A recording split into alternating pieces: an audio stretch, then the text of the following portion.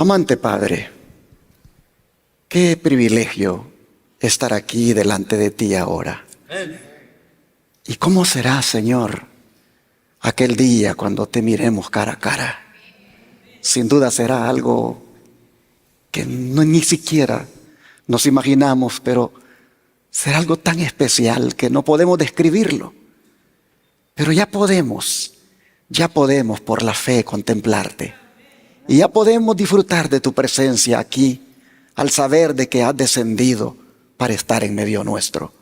De manera que te rogamos que disfrutemos de tu presencia y que estar aquí represente para nosotros la cosa más bonita que nos pudo haber pasado en la semana. Señor, te rogamos que esta presencia tuya nos santifique, nos bendiga y nos alimente con tu palabra.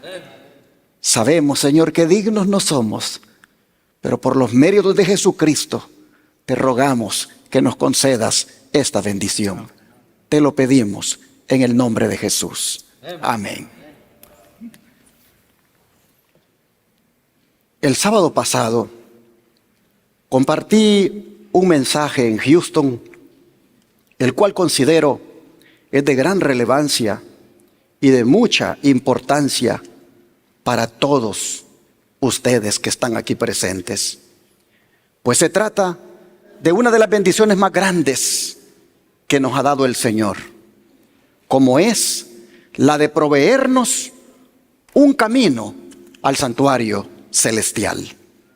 Y digo que es una de las bendiciones más grandes porque significa el acceso directo al trono de Dios, es decir, a la misma presencia de nuestro Rey, un Rey lleno de amor y misericordia.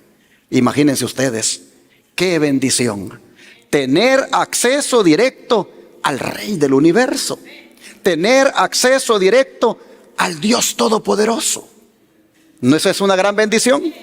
Oh, mis hermanos, pero eso fue provisto por nuestro Señor Jesucristo.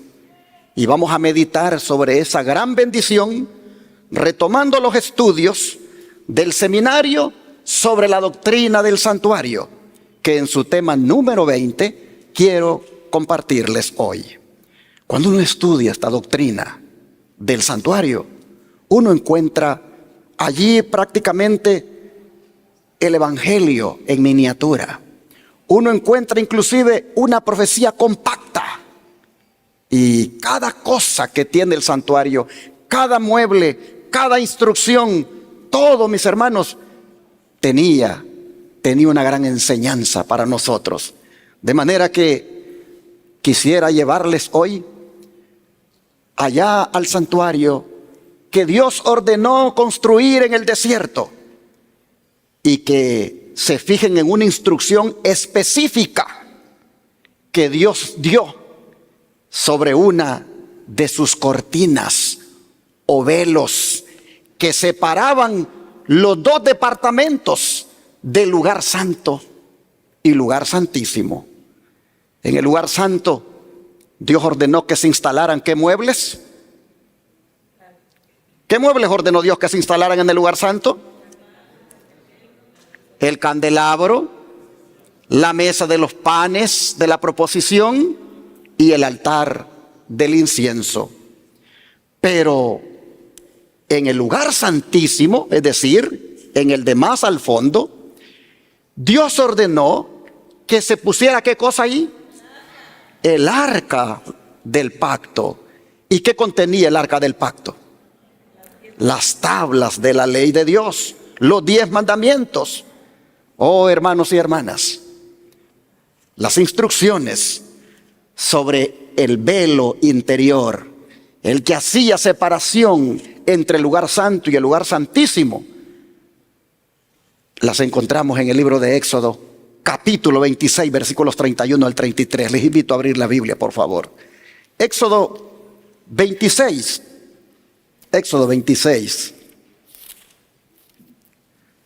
versículos 31 al 33 nos dice: también harás un velo de azul púrpura, carmesí y lino torcido. Será hecho de obra primorosa, con querubines, y lo pondrás sobre 4 columnas de madera de acacia, cubiertas de oro, sus capiteles de oro, sobre basas de plata. Y pondrás el velo debajo de los corchetes, y meterás allí del velo adentro el arca del testimonio. Y aquel velo os hará separación entre el lugar santo y el santísimo. Pondrás el propiciatorio sobre el arca del testimonio en el lugar santísimo. Bueno, para seguir avanzando, para que vean todo lo que dije anteriormente, y pondrás la mesa fuera del velo y el candelero enfrente de la mesa al lado sur del tabernáculo, y pondrás la mesa al lado del norte, y harás para la puerta del tabernáculo una cortina de azul púrpura, carmesí y lino torcido, obra de recamador. Y harás para la cortina 5 columnas de madera de acacia, las cuales cubrirás de oro con sus capiteles de oro, y fundirás 5 basas de bronce para ellas. Pero quiero que se concentren en los primeros versículos que leí, del 31 al 33. Porque esa cortina del fondo, por supuesto también la del frente antes de entrar al lugar santo, pero especialmente quiero que se concentren en la cortina del fondo. ¿Cuántos colores dice la Biblia que tenía? A ver, ustedes leyeron ahí. ¿Cuántos colores tenía? Azul, morado o púrpura, rojo o carmesí y blanco. Pues el lino torcido en la Biblia es un color de un blanco puro, finísimo. La pregunta es, a ver, yo no sé qué está pasando ahora para interactuar aquí con la pantalla, pero la pregunta es, ¿por qué esos colores? ¿Por qué no otros? ¿Por qué tenía que ser azul, morado, rojo y blanco? Porque, mis hermanos, esos colores tenían un gran significado espiritual. Si ustedes toman en cuenta que todo en el santuario era símbolo de Cristo, esa cortina y sus colores simbolizaban a Cristo. El azul era símbolo de su carácter. El morado o púrpura era símbolo de su realeza. El rojo o carmesí era símbolo de su sangre preciosa. Y el blanco o lino torcido era símbolo de su pureza y su justicia. Y esto está respaldado en las Escrituras. Veamos, por ejemplo, el azul. Éxodo 24, versículo 10. Éxodo 24, versículo 10 nos dice: y vieron al Dios de Israel, y había debajo de sus pies como un embaldosado de zafiro, semejante al cielo cuando está sereno. A ver, hermanos, ¿de qué color es el cielo cuando está sereno? Azul. ¿Y de qué color es la piedra de zafiro? También azul. De manera que el azul, hermanos y hermanas, es un color celestial. El azul es el color del cielo. Pero el cielo habla. ¿Cuántos hemos leído que los cielos cuentan la gloria de Dios? Así que ese azul del cielo, ese azul celestial, ese cielo azul, cuenta o habla de la gloria de Dios. La pregunta es, ¿cuál es la gloria de Dios? Un día Moisés quiso saber cuál era la gloria de Dios. Veamos lo que dice Éxodo capítulo 33, versículo 17 al 23. Éxodo 33, versículo 17 al 23. Dice, y Jehová dijo a Moisés, también haré esto que has dicho, por cuanto has hallado gracia en mis ojos y te he conocido por tu nombre. Él entonces dijo, te ruego que me muestres tu gloria. Y le respondió, yo haré pasar todo mi bien delante de tu rostro y proclamaré el nombre de Jehová delante de ti. Y tendré misericordia del que tendré misericordia y seré clemente para con el que seré clemente. Dijo más, no podrá ver mi rostro, porque no me verá hombre y vivirá. Y dijo aún Jehová, he aquí un lugar junto a mí, y tú estarás sobre la peña. Y cuando pase mi gloria, yo te pondré en una hendidura de la peña, y te cubriré con mi mano hasta que haya pasado. Después apartaré mi mano y verás mis espaldas, mas no se verá mi rostro. ¿Tiene forma Dios como nosotros? Sí, Él tiene espalda como nosotros. Él tiene rostro como nosotros. Él tiene manos como nosotros. Nosotros somos de esta forma porque fuimos hechos a su imagen y semejanza. Oh, hermanos y hermanas, pero interesante el relato. Fíjense lo que Dios dice.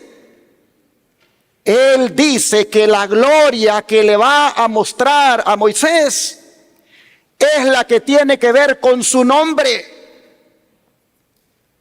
Y ustedes saben que el nombre en la Biblia tiene que ver con ¿qué cosa? Con el carácter. Muéstrame tu gloria, dice Moisés. Y él le dice, yo voy a hacer pasar mi nombre delante de ti. Mi gloria está en mi nombre. Y mi nombre tiene que ver con mi carácter. Y para que veamos en dónde específicamente le mostraría ese carácter, vean lo que dice el capítulo 34 ahora, versículo 1 al 8. Y Jehová dijo a Moisés, alízate 2 tablas de piedra como las primeras, y escribiré sobre esas tablas las palabras que estaban en las tablas primeras que quebraste. Prepárate pues para mañana y sube de mañana al monte de Sinaí y preséntate ante mí sobre la cumbre del monte. Y no suba hombre contigo, ni parezca alguno en todo el monte, ni ovejas ni bueyes pascan delante del monte. Y Moisés alisó 2 tablas de piedra como las primeras. Y se levantó de mañana y subió al monte Sinaí como le mandó Jehová. Y llevó en su mano las 2 tablas de piedra. Y Jehová descendió en la nube y estuvo allí con él, haciendo ¿qué cosa? Proclamando el nombre de Jehová. Tomen en cuenta que le dijo, ¿quieres ver mi gloria? Yo voy a hacer pasar, le dijo, mi nombre de ti, delante de ti. Y ahora dice que descendió en la nube y comenzó a proclamar el nombre de Jehová. Y pasando, dice el versículo 6, Jehová por delante de él proclamó, Jehová, Jehová, fuerte, misericordioso y piadoso, tardo para la ira y grande en misericordia y verdad, que guarda misericordia a millares, que perdona la iniquidad, la rebelión y el pecado, y que de ningún modo tendrá por inocente al malvado, que visita la iniquidad de los padres sobre los hijos y sobre los hijos de los hijos, hasta la 3ª y 4ª generación. Entonces Moisés, apresurándose, bajó la cabeza hacia el suelo, y ¿qué hizo, hermanos? Adoró. Adoró. Dios le mostró su gloria, se la mostró en su nombre, y el nombre tenía que ver con esas características que son propias de Dios, como son su misericordia, su amor. Pero interesante, ¿qué están haciendo las tablas de la ley? ¿Por qué Dios dice, sube con las tablas? Y voy a revelar, voy a manifestar mi gloria, voy a manifestar mi carácter. en mi nombre. Hermanos y hermanas, no cabe la menor duda que en la ley de Dios estaba el carácter de Dios. La ley de Dios, inclusive, dice Elena White, es la copia del carácter de Dios. Tú quieres saber cómo es Dios, mira la ley, mira cada mandamiento. Esos mandamientos son un reflejo, una copia del carácter de Dios. Así que cuando Moisés quiso saber de la gloria de Dios, lo que Dios le mostró fue su santa ley, su carácter reflejado en ella. El don de profecía lo dice así: se nos ha llamado a presentar al mundo el carácter de Dios tal como le fue revelado a Moisés. En respuesta a la oración de Moisés, muéstrame tu gloria, el Señor prometió: yo haré pasar todo mi bien delante de tu rostro. Y pasando Jehová por delante de él, proclamó: Jehová, Jehová, fuerte, misericordioso y piadoso, tardo para la ira y grande en misericordia y verdad, que guarda misericordia a millares, que perdona la iniquidad, la rebelión y el pecado. Este es el fruto que Dios desea obtener de su pueblo. Por medio de la pureza de carácter, de la santidad de la vida, con su misericordia y bondad y compasión, deben demostrar que la ley de Dios es perfecta, que convierte el alma. Consejos de la Salud, página 200. Así que todo lo que Dios mostró ese día estaba en connotación con aquella ley que Dios dio en el monte Sinaí. Allí estaba reflejado el carácter de Dios. Ahora pregunta el don de profecía: ¿cuál es la norma perfecta del carácter? La única norma que alguna vez se ha dado al ser humano es ¿qué cosa? La ley de Dios, sus santos mandamientos. ¿Decimos amén? Así está escrito en Sermones Escogidos, tomo 1, página 24. Y cierra en Cristo su santuario, página 108, que como la ley de Dios es una revelación de su voluntad, una transcripción de su carácter, debe permanecer para siempre como fiel testigo en el cielo. Hermanos y hermanas, y era tan importante esto del carácter y su ley, simbolizado por el color azul, que Dios hasta dispuso que su pueblo lo reflejara en su vestimenta. Miren ustedes, los bordes azules que llevaban la vestimenta de los israelitas. ¿Por qué Dios dispuso que así fuera? Vamos al libro de Números, capítulo 15. Porque esto del color azul, en representación, en simbolismo del carácter, es muy importante. Números 15, 37 al 40. Y Jehová habló a Moisés diciendo: habla a los hijos de Israel y diles que se hagan franjas en los bordes de sus vestidos por sus generaciones, y pongan en cada franja de los bordes un cordón de azul, y os servirá de franja para que cuando lo veáis os acordéis de ¿qué cosa?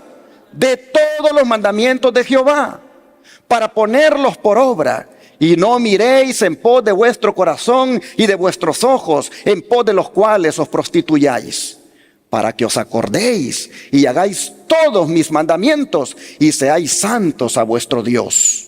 Yo, Jehová vuestro Dios, que os saqué de la tierra de Egipto para ser vuestro Dios, yo, Jehová vuestro Dios. Como ven ustedes, el azul no solo es el color del cielo, sino que también tenía como propósito que los israelitas, hasta en la vestimenta, pudieran mostrar los sagrados y santos que son los mandamientos de la ley de Dios. Cuando un babilonio le preguntara a un israelita: ¿y por qué andas esa vestimenta con esos bordes azules? ¿Por qué todos ustedes tienen esa vestimenta de colores azules?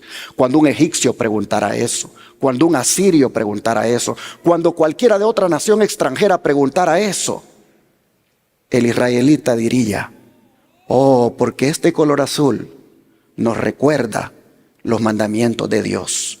Este color azul nos recuerda cuán sagrado es el carácter de Dios. Y este color azul nos recuerda que en la medida en que obedezcamos los mandamientos de Dios, estaremos reflejando el carácter de Dios.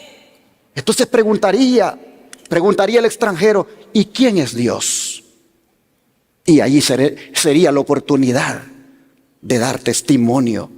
Oh, hermanos y hermanas, el acto exterior de las franjas, de mirar las franjas de color azul, era nada más recordar el acto interior de estar en conformidad con los preceptos de Dios. Pero no solamente eso, sino que también esa vestimenta daba testimonio de que ese pueblo era un pueblo peculiar, era un pueblo distinto de las demás naciones. Dios hasta había dado una vestimenta que lo distinguiera de las demás naciones. Y mire cómo lo dice el don de profecía. Los hijos de Israel, después que fueron sacados de Egipto, recibieron la orden de colocar una sencilla cinta azul en el borde de sus vestiduras, para distinguirlos de las naciones circundantes y para dar a entender que eran el pueblo peculiar de Dios. Ahora viene la aplicación. En la actualidad, no se requiere que el pueblo de Dios coloque un distintivo especial sobre sus vestiduras. Es decir, Dios no ha mandado que nos pongamos una cinta de color azul. Pero dice en el Nuevo Testamento, con frecuencia se nos señala al Israel de la antigüedad como ejemplo. De manera que si Dios dio instrucciones tan definidas a su pueblo en la antigüedad, concernientes a su manera de vestir, ¿no tomará en cuenta el vestido de su pueblo en esta época? ¿No debería distinguirse del mundo por su manera de vestir? ¿Qué dicen ustedes? Así es, hermanos. Nosotros deberíamos distinguirnos ante todos los que no conocen al Señor. Deberíamos distinguirnos hasta por el tipo de vestimenta que usamos. Lamentablemente, eso no es así. Usted ve hoy en día a un hermano o una hermana que en el templo trae una vestimenta y la hace verse tan decente, tan conforme a la piedad que Dios manda, pero en la semana usted se la encuentra en las tiendas. Bueno, no vayamos tan lejos. Celebremos aquí un cumpleaños al siguiente día domingo. O celebremos aquí una boda al siguiente día domingo y las hermanitas que vinieron con esas vestimentas tan hermosas el sábado, transformadas completamente. ¿Qué pasó? Ahí llegan a la boda personas del mundo, algunas mal vestidas, y uno quiere ver cuál es la diferencia entre la hermana de la verdad presente que estuvo el sábado en la iglesia y esa otra que ha llegado, y no hay diferencia. Es una hipocresía que nos caracteriza en esto de la vestimenta. Que no somos valientes para dar testimonio ante los del mundo de que somos un pueblo peculiar. Tristemente, nos adaptamos al mundo en la manera de vestirnos, que nos parecemos a ellos. El mundo no nos puede preguntar a nosotros, oiga hermana, ¿y usted por qué se viste así? Oiga hermano, ¿y usted por qué se viste así? Mire, yo como ando con mis chores enseñando mis piernas aquí para que las mujeres me vean cómo se ven mis piernas todas feas, pero que las miren. ¿Y por qué usted anda vestidito con pantalón y bien cubiertito? No nos pueden preguntar eso, porque andamos igual a ellos. Nos cortamos el pelo como ellos se lo cortan. Hermanos, la palabra cuando se aplica golpea, ¿no es cierto? Pero gloria a Dios porque golpea. Porque nos abre los ojos para que veamos las cosas como tienen que mirarse. No solo se trataba de andar una cinta azul en los bordes del vestido del israelita. Se trataba de dar testimonio de que eran un pueblo peculiar, un pueblo único. Y hoy también el pueblo de Dios debe ser un pueblo peculiar, un pueblo único. Oh, hermanos y hermanas, Sigue diciendo, ¿no debería el pueblo de Dios, que es su especial tesoro, procurar y glorificar a Dios aún en su vestimenta? ¿Y no deberían sus hijos ser ejemplos en lo que concierne a su manera de vestir y con su estilo sencillo reprochar el orgullo, la vanidad y la extravagancia de los profesos cristianos que son mundanos y amantes del placer? Dios requiere esto de su pueblo. Oh, hermanos y hermanas, así el don de profecía nos está diciendo lo que significa el color azul. Habla de quién tú eres, habla del carácter de Dios, habla también del carácter que deberíamos reflejar. ¿Y será que Jesús habrá usado esa vestimenta siendo judío? Por supuesto. ¿Cuántos de ustedes se recuerdan aquel relato de la mujer que padecía flujo de sangre y que decía para sí, si tan solo tocar el borde de su manto, yo sé que seré sana? Y efectivamente, así fue. Se abrió paso entre la multitud y tocó el borde del manto. Pero no fue el borde del manto el que la sanó, sino aquel que llevaba el manto. Es decir, nuestro Señor Jesucristo. Fue la fe en Jesús la que le sanó. Cuando esta mujer ejerció fe en Jesús, hermanos y hermanas, ella fue sanada de aquel azote que por 12 años la había estado flagelando y que la tenía pobre, la tenía inclusive desahuciada por los médicos. Oh, hermanos y hermanas, pero ¿será que Jesús no solamente en su vestimenta mostró ese carácter de Dios, sino que también lo hizo obedeciendo los mandamientos? Por supuesto, el Evangelio de Juan capítulo 15 versículo 10 lo dice. Dice así, Evangelio de Juan capítulo 15 versículo 10.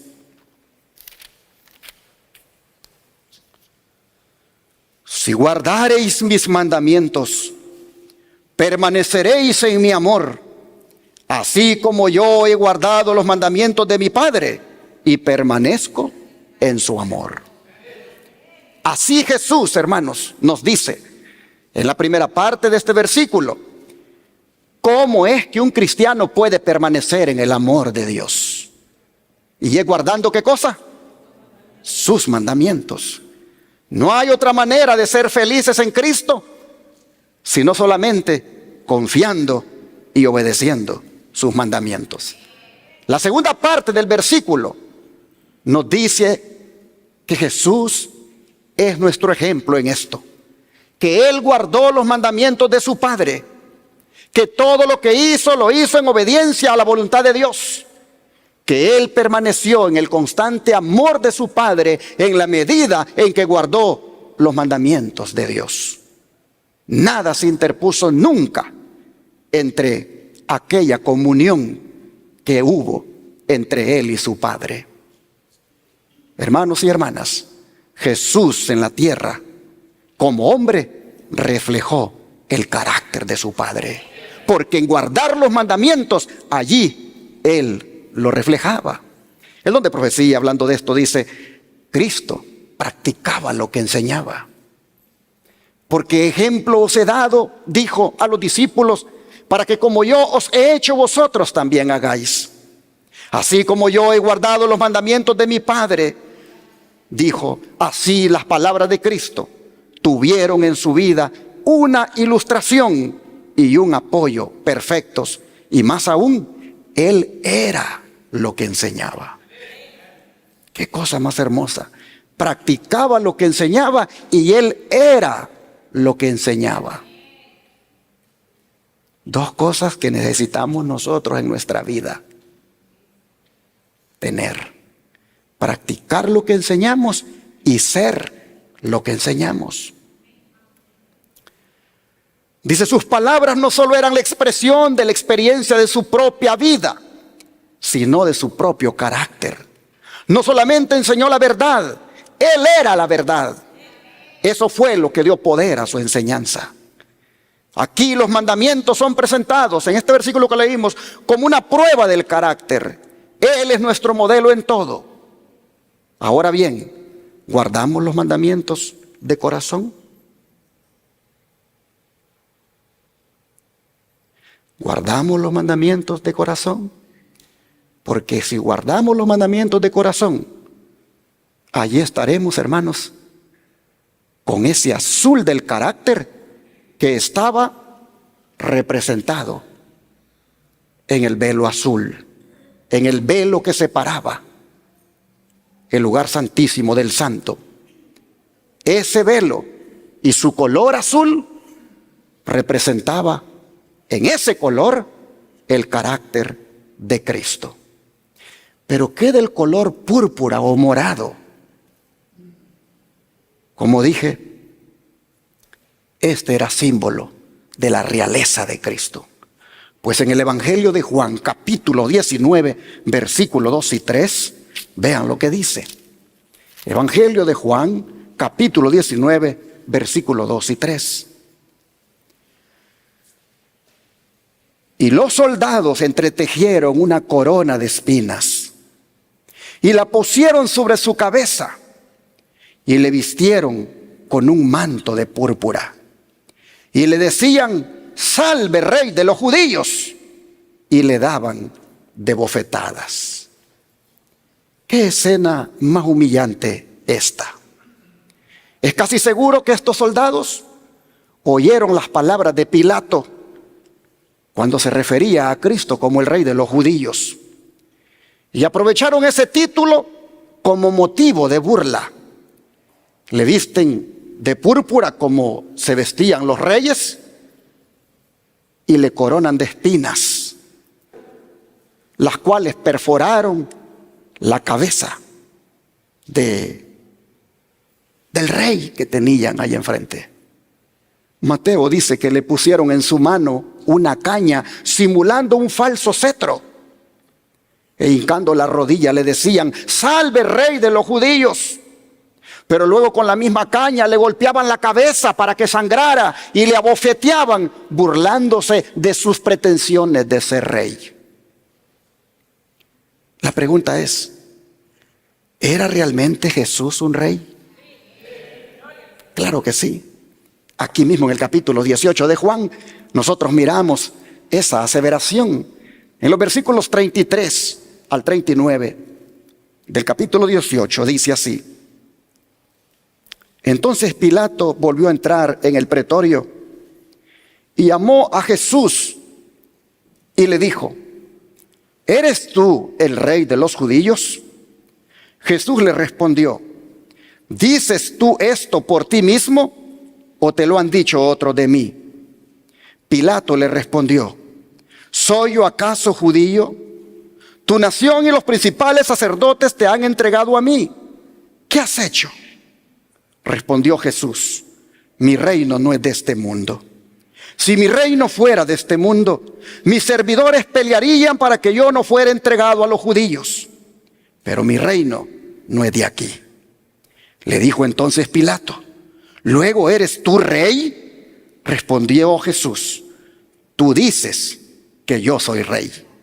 Yo para esto he nacido y para esto he venido al mundo, para dar testimonio a la verdad. Todo aquel que es de la verdad, oye mi voz. Le dijo Pilato: ¿qué es la verdad? Y cuando hubo dicho esto, salió otra vez a los judíos y les dijo: yo no hallo en él ningún delito. Pero vosotros tenéis la costumbre de que os suelte uno en la Pascua. ¿Queréis pues que os suelte al rey de los judíos? Entonces todos dieron voces de nuevo, diciendo: no a este, sino a Barrabás. Y Barrabás era ladrón. Así, hermanos y hermanas, nosotros miramos a Jesús, que aceptó el título de la realeza, es decir, que era rey. Pero le aclaró a Pilato la naturaleza de su reino. Le dijo que era un reino espiritual, que no competía con los reinos de este mundo, ni mucho menos con el del emperador romano. Más bien le dijo que aún sus súbditos no pelean como ocurre con los reinos del mundo, defendiéndolos. y que los objetivos de su reino eran implantar la justicia, la verdad y la paz en los corazones de aquellos que lo aceptan como su rey. De manera que les pregunto, ¿es Jesús nuestro rey? ¿Ha implantado Él su verdad, su misericordia, la paz y la justicia? ¿Las ha implantado en nuestros corazones? Oh, hermanos y hermanas, el don de profecía relata ese momento tan difícil, tan duro, cuando nuestro rey, burlándose de su título, de su realeza, le hacían esas humillaciones. Dice así: Jesús fue tomado, extenuado de cansancio y cubierto de heridas, y fue azotado a la vista de la muchedumbre. Entonces los soldados le llevaron dentro de la sala, es a saber, al pretorio, y convocan a toda la cohorte. Le vistieron, dice, de púrpura, y poniéndole una corona tejida de espinas, comenzaron luego a saludarle: «Salve, Rey de los judíos», y escupían en él y le adoraban hincadas las rodillas. De vez en cuando alguna mano perversa le arrebataba la caña que había sido puesta en su mano, y con ella hería la corona que estaba sobre la frente, haciendo penetrar las espinas en sus sienes y chorrear la sangre por su rostro y barba. Admiraos, oh cielos, y asómbrate, oh tierra. Contemplad al opresor y al oprimido. Una multitud enfurecida rodea al Salvador del mundo. Las burlas y los escarnios se mezclan con los groseros juramentos de blasfemia. La muchedumbre inexorable comenta su humilde nacimiento y vida. Pone en ridículo su pretensión de ser hijo de Dios, y la broma obscena y el escarnio insultante pasan de labio a labio. Allí estaba el Hijo de Dios, llevando el manto de burla y la corona de espinas. Desnudo hasta la cintura, su espalda revelaba los largos y crueles azotes de los cuales la sangre fluía copiosamente. Su rostro manchado de sangre llevaba las marcas del agotamiento y el dolor, pero nunca había parecido más hermoso que en ese momento. El semblante del Salvador no estaba desfigurado delante de sus enemigos. Cada rasgo expresaba bondad y resignación y la más tierna compasión por sus crueles verdugos. Su porte no expresaba debilidad cobarde, sino la fuerza y dignidad de la longanimidad. Deseado toda la gente, páginas 682 a la 684, comentando lo que hemos leído del relato bíblico en cuanto a cómo nuestro rey estaba siendo tratado, pero cómo su dignidad y bondad se manifestaban todavía en su rostro. Y así, hermanos y hermanas, vemos también cómo el color púrpura viene a simbolizar la realeza de Jesús. Jesús es nuestro Rey de Reyes y Señor de Señores. Pero, ¿y el carmesí?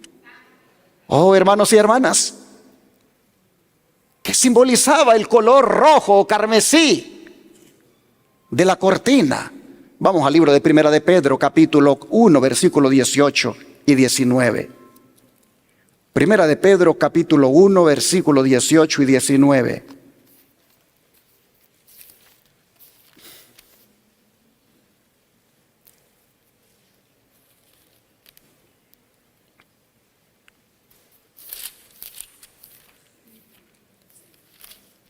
Dice así la palabra del Señor: sabiendo que fuisteis rescatados de vuestra vana manera de vivir, la cual recibisteis de vuestros padres, no con cosas corruptibles como oro o plata, sino con la sangre preciosa de Cristo, como de un cordero sin mancha y sin contaminación. Ese rojo carmesí que tenía la cortina representaba la sangre preciosa de Cristo. Se los voy a mostrar en unas citas que vienen a continuación del don profético. Pero antes quiero destacar el hecho de que el oro y la plata, metales preciosos, no fueron suficientes para redimir a la raza humana. Los esclavos eran comprados y liberados con oro o plata, Pero el rescate espiritual del ser humano tuvo que ser a través de un precio con algo mucho más valioso que el oro y la plata, como lo fue la sangre de nuestro Señor. Es por la sangre de Cristo que usted y yo somos libres ahora. En la esclavitud del pecado nos encontrábamos. En el mercado de la esclavitud del pecado estábamos. Y el precio para pagar por nuestra liberación, no había aquí en la tierra algo que pudiera igualarlo. De manera que Jesús dijo: doy mi vida por liberar a esa hermana, a ese hermano que está sentado hoy sábado adorando a nuestro Dios. Hermanos y hermanas, gloria a Dios por la sangre de Cristo. Porque en la sangre de Cristo hemos sido rescatados. Pero esta sangre tiene el poder para limpiarnos de todo pecado. Así lo dice Primera de Juan 1, versículo 7. Primera de Juan 1, versículo 7 dice: pero si andamos en luz, como Él está en luz, tenemos comunión unos con otros. Y la sangre de Jesucristo, su Hijo, ¿qué cosa hace? Nos limpia de todo pecado. Hermanos y hermanas, la limpieza a la que se refiere Juan aquí no es a la limpieza que ocurre en ese primer arrepentimiento y confesión, en el comienzo de nuestra vida cristiana, sino a la que continúa después de eso. En otras palabras, aquí se está hablando de esa limpieza continua que el cristiano debe tener todos los días de su vida, lo cual no es otra cosa que alcanzar la santificación, y esta solo se puede conseguir en la sangre de Cristo. De manera que nos toca apropiarnos de la sangre de Cristo diariamente. Nos toca, hermanos, valernos de la sangre de Cristo para vivir una vida limpia de pecado. Solo Cristo con su sangre puede limpiarnos de toda mancha de pecado. El don de profecía dice: así también Cristo, con su propia justicia inmaculada, después de derramar su preciosa sangre, entra en el lugar santo a purificar el santuario. Y se lo puso en rojo para que mire cómo está la conexión de la sangre con el rojo carmesí de la cortina. Y allí dice: la corriente carmesí inicia el servicio de reconciliación entre Dios y el hombre. El sacerdote usaba cedro e hisopo, lo sumergía en el agua de la purificación y con ello rociaba lo inmundo. Esto simbolizaba la sangre de Cristo derramada para limpiarnos de las impurezas morales. El registro del pasado puede borrarse con la sangre de Cristo y la página puede quedar limpia y blanca. Él dice: venid luego, dice Jehová, y estemos a cuenta. Si vuestros pecados fueren como la grana, como la nieve serán emblanquecidos. Y si fueren rojos como el carmesí, vendrán a ser como blanca lana. De manera, hermanos y hermanas, que el registro de nuestro pasado puede ser borrado en la sangre de Cristo. No sé si usted esta semana pecó. Pienso que sí, porque todos pecamos. No sé si usted tiene inclusive en su vida algún pecado acariciado que lo hace sentirse siempre culpable, con una vergüenza delante de Dios. No sé si usted es consciente de que ha transgredido la ley de los 10 mandamientos y eso es pecado. Bueno, hermanos, si ese es el caso, hoy su registro puede quedar limpio en la sangre de Cristo. Hoy usted puede apropiarse de esos méritos que hay en la sangre de Cristo. Y aunque haya pecado esta semana, la sangre de Cristo tiene poder para limpiarle ahora. Sigue diciendo el don de profecía: el que sintamos y sepamos que somos pecadores es base suficiente para pedir su misericordia y compasión. La condición para que podamos acercarnos a Dios no es que seamos santos, sino que deseemos que Él nos limpie de nuestros pecados y nos purifique de toda iniquidad. La razón que podemos presentar ahora y siempre es nuestra gran necesidad, nuestro estado de extrema impotencia que hace de Él y de su poder redentor una necesidad. Discurso Maestro Jesucristo, página 110. Me gusta esta parte, que lo que el Señor mira en nosotros es nuestra gran necesidad. ¿Hay alguien aquí que tenga necesidad de que el Señor le perdone? Eso es lo que ve el Señor en ti, tu gran necesidad. Y si con tu gran necesidad vienes y de rodillas le dices al Señor: perdóname por haberte fallado, perdóname por haber pensado mal, por haber mirado mal, por haber hablado mal, por haber actuado mal. Si tú le dices al Señor de rodillas que te perdone, hermano, hermana, el Señor te perdona. Porque Él mira tu gran necesidad, mira tu impotencia y ve cuán profundamente anhelas ese perdón. Así, hermanos y hermanas, nosotros hemos mirado lo que significaba el color rojo de la cortina, pero ¿qué del color blanco? Como dije, es símbolo de la justicia de Cristo, como también de su pureza, algo que Él ha provisto para su iglesia. Pues lo blanco en la Biblia, eso es lo que simboliza. Miren Apocalipsis 19, versículos 7 y 8. Apocalipsis 19, versículos 7 y 8 dice: gocémonos y alegrémonos y démosle gloria, porque han llegado las bodas del Cordero y su esposa se ha preparado. Y a ella se le ha concedido que se vista de lino fino, limpio y resplandeciente, porque lino fino, ¿qué cosa es? Las acciones justas de los santos. Así que, hermanos y hermanas, aquí nosotros miramos cómo hasta la santa ciudad es personificada como una esposa, porque en ella habita la iglesia del Señor.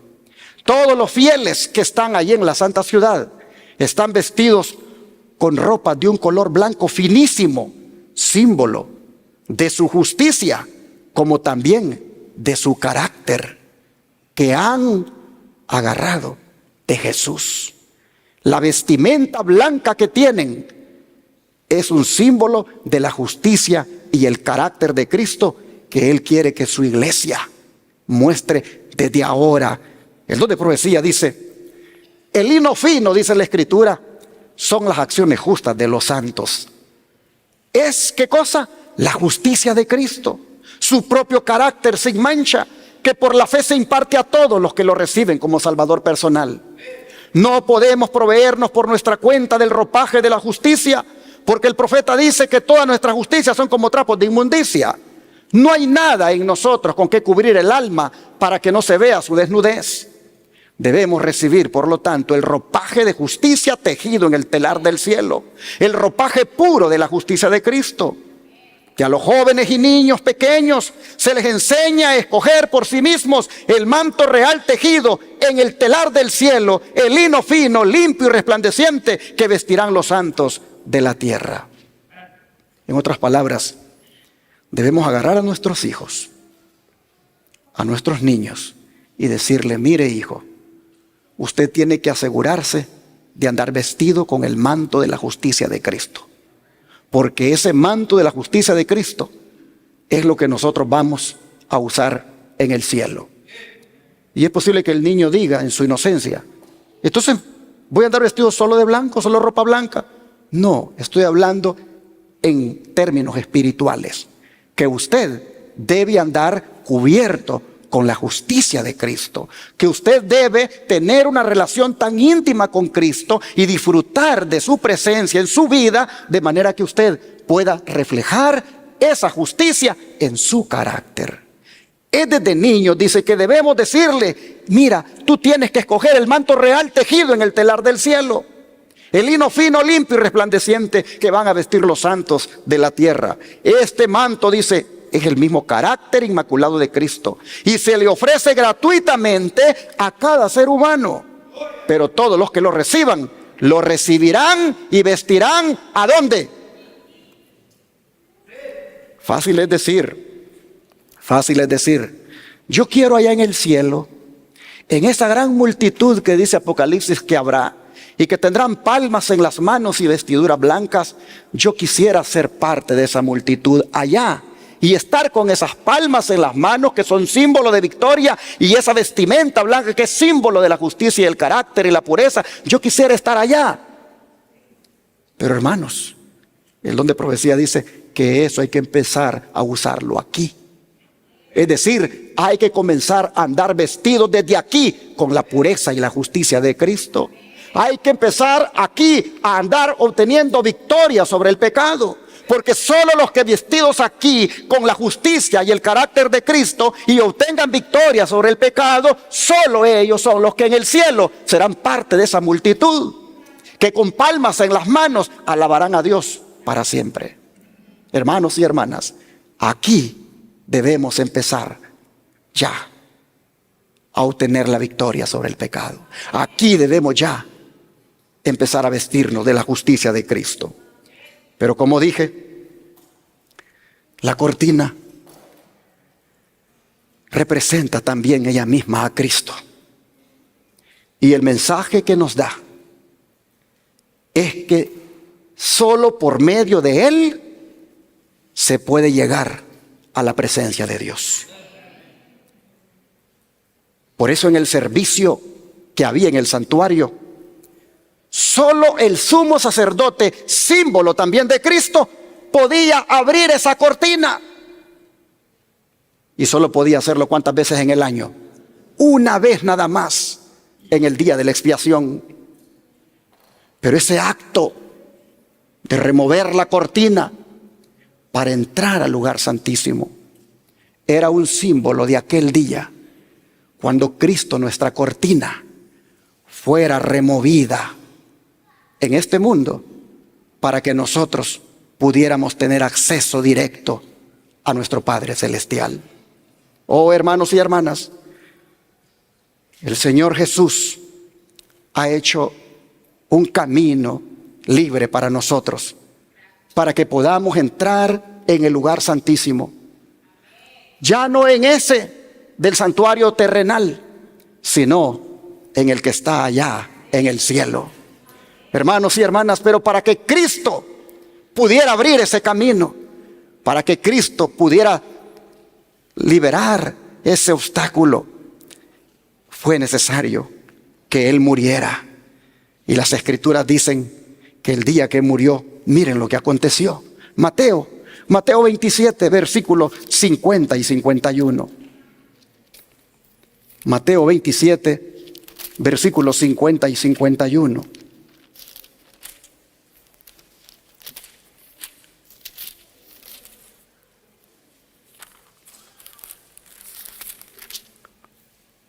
Dice la Escritura: mas Jesús, habiendo otra vez clamado a gran voz, entregó el Espíritu. Y he aquí, el velo del templo se rasgó en dos, de arriba a abajo, y la tierra tembló, y las rocas se partieron. Me llama la atención la frase, que clamó otra vez a gran voz. Y digo que me llama la atención porque otros evangelistas dicen que lo que él dijo fue: consumado es. Usted lo puede ver ahí en la pantalla. Consumado es. Pero ese consumado es, ¿cómo dice que lo dijo? A gran voz. Ah, mis hermanos, esto es una señal de que después de tanto dolor y fatiga sufrido, la vida de Jesús estaba intacta en Él. Esto de que Él haya gritado a gran voz nos dice que su naturaleza humana estaba fuerte en Él. Algo característico de una persona moribunda es que cuando ya está en esa condición, la voz ya casi no se le escucha. La lengua se debilita y el aliento le falta para poder balbucear alguna palabra. Y aún más, es bien difícil oír lo que habla cuando una persona está moribunda. Pero en el caso de Cristo, habló como alguien que había un poder en él, como alguien que tenía todas sus fuerzas. Es decir, el grito que Dios o el grito que Jesús dio fue un grito de triunfo. Entregó el Espíritu. Oiga esto, entregó el Espíritu. Por eso decía él, yo pongo mi vida y la vuelvo a tomar. Entregó el Espíritu. Consumado es, pero a gran voz. ¿Qué quedaba allí consumado? Oh, hermanos y hermanas, ese día quedaba consumado el plan de la redención. Ese día, el velo del templo, ¿qué pasó? Dice la Biblia, se rasgó. El velo del templo se rasgó. Se rasgó de arriba a abajo. Y quedó entonces, hermanos, abierto. Y se pudo mirar aquel lugar sacrosanto, aquel lugar que solo el sumo sacerdote podía ver una vez al año. Ahora quedó abierto. Y con eso de que la cortina se tuvo que romper, así, hermanos, simbolizaba de que los sacrificios que se ofrecían no tenían más lugar. Es más, el don de profecía dice que cuando el sacerdote estaba a punto de degollar el cordero se le escapó. El cordero se le fue. El animalito dijo, ¿y para qué me vas a matar si ya murió en la cruz a aquel que represento? Oh, hermanos, el don de profecía me gusta cómo lo describe. Dice, cuando los labios de Cristo exhalaron el fuerte clamor, consumado es, los sacerdotes estaban oficiando en el templo. Era la hora del sacrificio vespertino. Habían traído para matar el cordero que representaba a Cristo. Ataviado con sus vestiduras significativas y hermosas, el sacerdote estaba con el cuchillo levantado como Abraham a punto de matar a su hijo. Con intenso interés el pueblo estaba mirando, pero la tierra tembló y se agitó porque el Señor mismo se acercaba. Con un ruido desgarrador, el velo interior del templo fue rasgado de arriba abajo por una mano invisible que dejó expuesto a la mirada de la multitud un lugar que fuera una vez llenado por la presencia de Dios.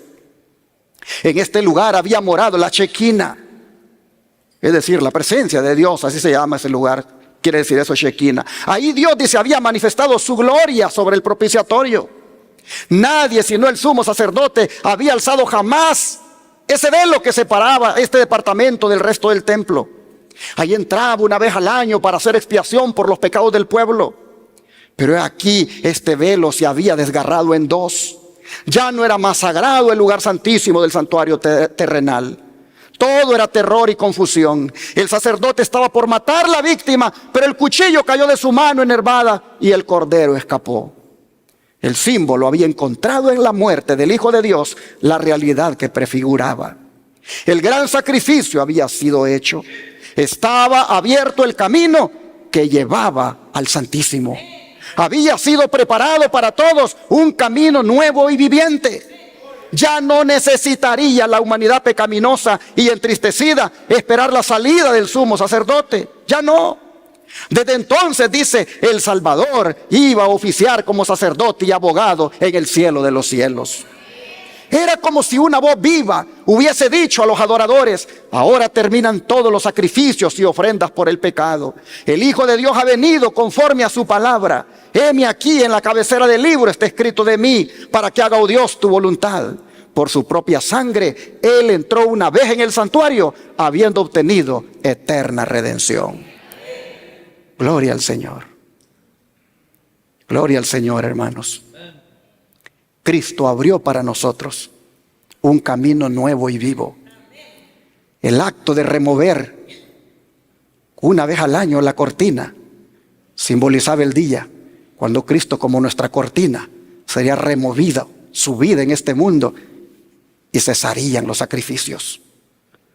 Oh, sigue diciendo el don de profecía que cuando Cristo expiró en la cruz, clamando a gran voz: consumado es. Su obra fue completada.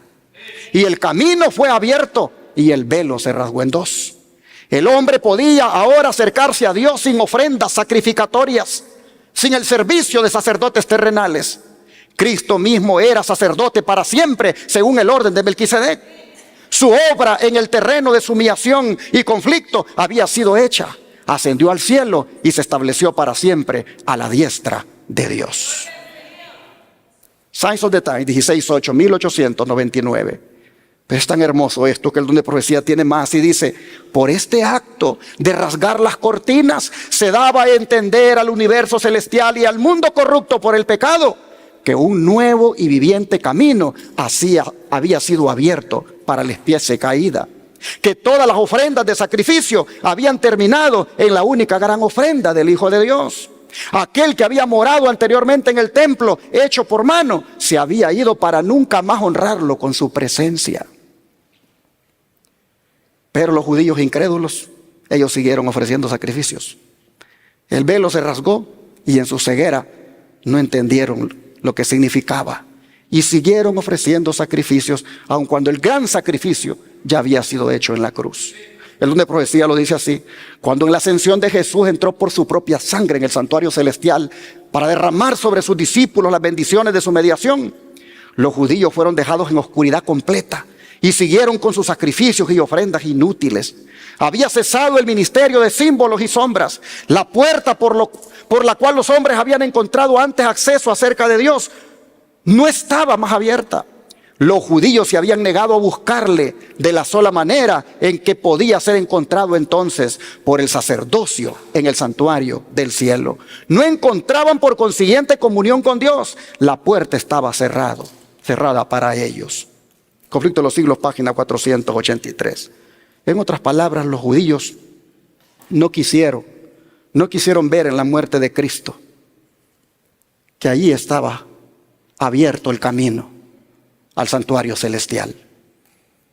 Durante la dispensación judaica, como ya dije, el pueblo común tenía prohibido entrar en el santuario y al lugar santísimo mucho menos. Solo los sacerdotes podían entrar en el primer lugar, el lugar santo, y solo el sumo sacerdote podía entrar en el lugar santísimo. Pero ahora, hermanos, todo ha cambiado. Ahora Dios no tiene un lugar especial donde solo una casta especial de hombres puede aproximarse a Él. En vez de eso, todos los creyentes podemos llegar a Él. Gloria a Dios por eso. Todos los creyentes podemos acudir a su presencia por fe. Y desde cualquier lugar de la tierra podemos llegar al trono de la gracia. Por eso el apóstol Pablo, miren cómo nos anima. ¿Cómo nos anima? En Hebreos 10, versículo 19 al 22. Hebreos 10, versículo 19 al 22.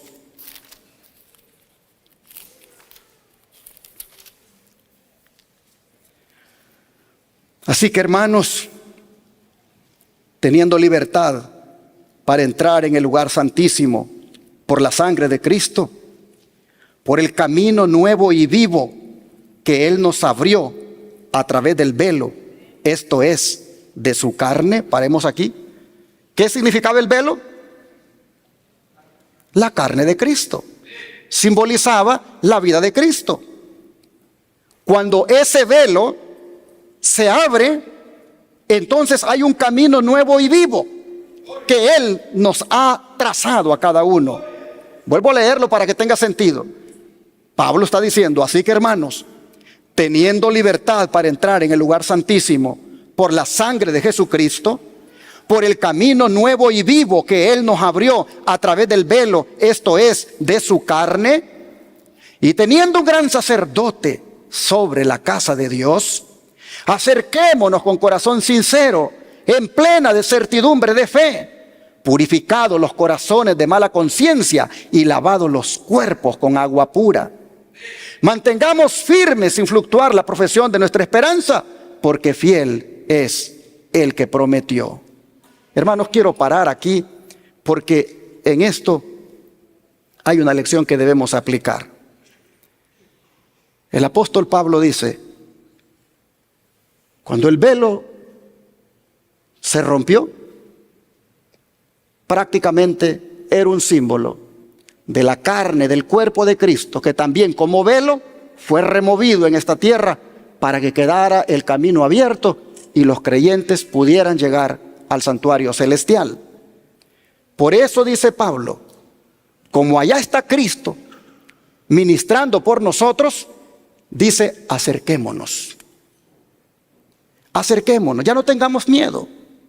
El israelita tenía miedo, no podía entrar al lugar santo, al Santísimo tampoco, ni los sacerdotes, solo el sumo sacerdote. Pero dice Pablo, no tengan miedo, acérquense, acérquense a la presencia de Dios, acérquense en donde mora Dios, acérquense al lugar santísimo del santuario celestial. ¿No es ese un gran privilegio, hermanos? Ese es un privilegio, solo que fue un privilegio adquirido a precio de sangre.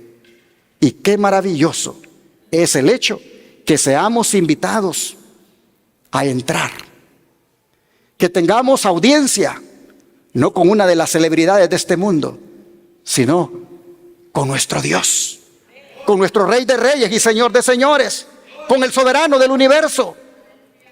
Y hermanos y hermanas, yo te pregunto, ¿cómo tú valoras esa invitación? Esa invitación que te hace el apóstol Pablo de acercarte, de entrar a través de la sangre de Cristo, ¿cómo la valoras? ¿Cómo valoras esa invitación de entrar a la presencia misma de Dios? ¿Cómo la valoras? ¿Sabes que la forma como tú respondes a la invitación dice cómo tú la valoras? Y para que no quede allí para inventar y que yo elija la forma para mostrar cómo valoro esa invitación, Pablo nos dice de una vez cómo es que debemos valorar esa invitación. Y es, dice, acercándonos de 4 maneras. La primera es con corazón sincero. Así está escrito, con corazón sincero.